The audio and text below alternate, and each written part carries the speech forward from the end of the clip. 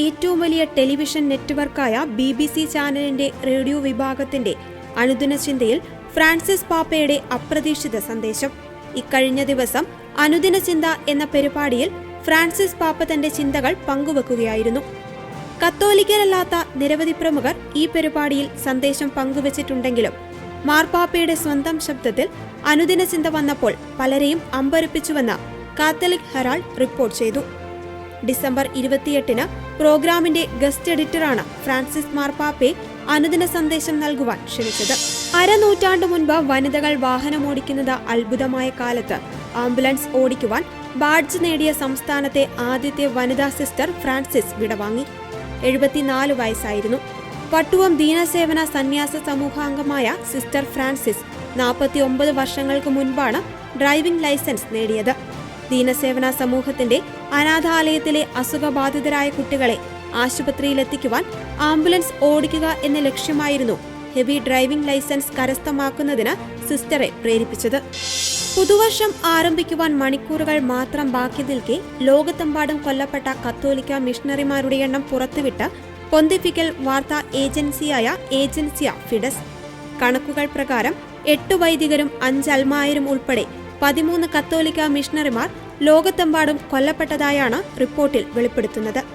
ഈ വർഷവും ആഫ്രിക്കയിലും അമേരിക്കയിലുമാണ് ഏറ്റവും കൂടുതൽ അജപാലന ശുശ്രൂഷകർ കൊല്ലപ്പെട്ടത്. 2 ഭൂഖണ്ഡങ്ങളിലും 5 പേർ വീതമാണ് കൊല്ലപ്പെട്ടതെന്നും കണക്കുകളിൽ ചൂണ്ടിക്കാട്ടുന്നു. അമേരിക്കൻ ഭൂഖണ്ഡത്തിൽ കൊല്ലപ്പെട്ട 5 കത്തോലിക്ക മിഷണറിമാരിൽ ഓരോരുത്തർ വീതം കൊളംബിയ, ഇക്വഡോർ, മെക്സിക്കോ, ബ്രസീൽ എന്നീ രാജ്യങ്ങളിൽ നിന്നുള്ളവരാണ്.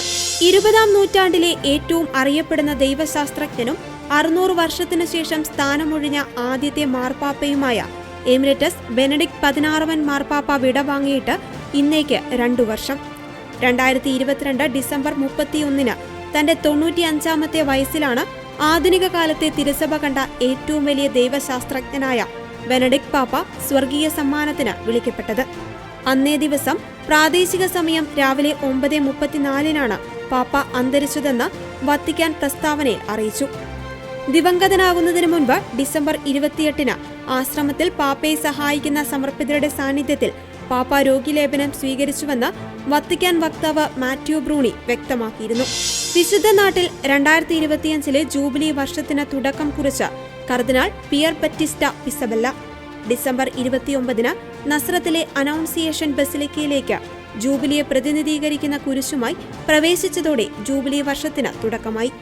ജെറുസലേമിലെ ലത്തീൻ പാത്രിയാർക്കീസ് എന്ന നിലയിൽ കർദിനാൾ പിയർ ബറ്റിസ്റ്റ പിസബെല്ല ഇസ്രായേൽ, പാലസ്തീൻ പ്രദേശങ്ങൾ, ജോർദാൻ, സൈപ്രസ് എന്നിവ ഉൾപ്പെടുന്ന തന്റെ രൂപതയിൽ വിശുദ്ധവർഷം ഉദ്ഘാടനം ചെയ്തു.